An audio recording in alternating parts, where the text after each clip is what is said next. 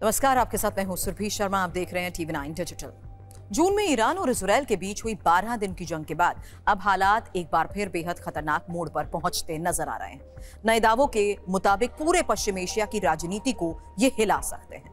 Reports ये कह रही हैं कि अमेरिका और इजरायल ईरान के सुप्रीम लीडर अयातोल्ला अली खamenei की हत्या की योजना बना रहे हैं। ईरान के खुफिया मंत्रालय ने ये गंभीर आरोप लगाए हैं। हालांकि क्या सच में कोई ऐसा प्लान तैयार हो चुका है?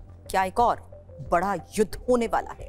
आज हम इसके बारे में एक एक डिटेल आपको बताते हैं और इसका दुनिया पर क्या असर होगा ये भी समझिए। जून में ईरान और इजरायल के बीच 12 दिन तक खुला युद्ध चला। कई ड्रोन, मिसाइल और एयर स्ट्राइक्स हुई। उसके बाद हालात शांत तो हुए, लेकिन ईरान के एटमी प्रोग्राम को लेकर संदेह लगातार बढ़ता रहा।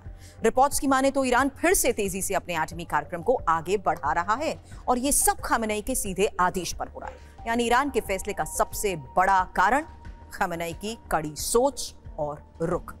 अब आते हैं उस बड़े आरोप पर जिसे तनाव को चरम पर पहुंचा दिया है। ईरान के खुफिया मंत्रालय का दावा तो यह है कि अमेरिका और इजरायल मिलकर खamenei की हत्या की तैयारी कर रहे हैं, लेकिन कहा गया कि यह प्लान ईरान को अस्थिर करने की कोशिश है। ईरान ने सीधी चेतावनी भी दे दी है, ऐसी हरकत इजरायल की बर्बादी का कारण बन सकती है। अब यह आरोप बेहद गंभीर है, क्योंकि खamenei ईरान के सबसे शक्तिशाली नेता है और उनके मारे जाने का मतलब पूरे सिस्टम का पलट जाना। इजरायल ने इन दावों को खारिज किया है, लेकिन यहाँ एक दिलचस्प बात है।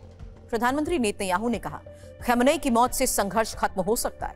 यानी उन्होंने आरोपों का खंडन तो किया, लेकिन बयान ने पूरे मामले को और ज्यादा गर्म कर दिया, क्योंकि यह संकेत देता है कि इजरायल खamenei को क्षेत्रीय अस्थिरता का कारण मानता है। अब बात करते हैं उन दो कथित ऑपरेशंस की जिनका दावा रिपोर्ट्स में किया जा रहा है।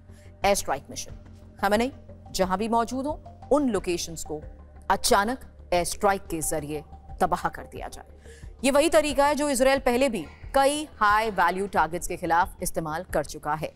दूसरा, मोसाद एजेंट मिशन। दूसरा दावा और भी चर्चित है। मोसाद के एजेंट सीक्रेट तरीके से खamenei को निशाना बनाए। ठीक वही तरीका जैसा कि कथित तौर पर हिजबुल्लाह के नसरल्ला और हमास के इस्माइल हानिया और याना सिनवार के मामले में देखा गया। हालांकि ये सिर्फ रिपोर्ट्स के दावे हैं, इनकी स्वतंत्र पुष्टि नहीं हुई। लेकिन अगर ऐसा कोई भी मिशन सच में चला तो एक्सपर्ट्स का यह मानना है कि ईरान और इजरायल के बीच महायुद्ध लगभग तय है।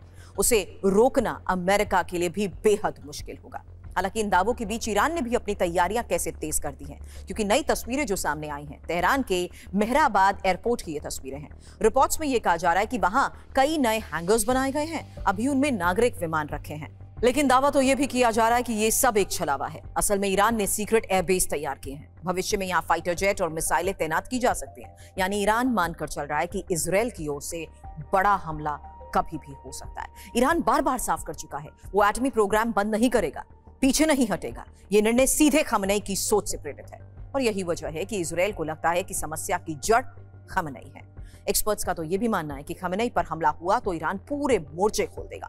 लेबनान, सीरिया, इराक, यमन, हर जगह ईरान समर्थित समूह सक्रिय हो सकते हैं। इजरायल की सुरक्षा चुनौती कई गुना बढ़ जाएगी। अमेरिका भी इसमें खिंच सकता है और ये क्षेत्रीय संघर्ष ग्लोबल आर्थिक संकट भी पैदा कर सकता है। यानी स्थिति बेहद नाजुक है और कोई भी गलत कदम पूरे मध्य पूर्व को आग में झोंक सकता है। बड़ा सवाल यही कि क्या अमेरिका इजरायल की ओर से वाकई खamenei के खिलाफ कोई प्लान बनाया जा रहा है, या ईरान की राजनीतिक रणनीति है जिसके जरिए वो अपने एटमी प्रोग्राम को आगे बढ़ाने की कोशिश कर रहा है।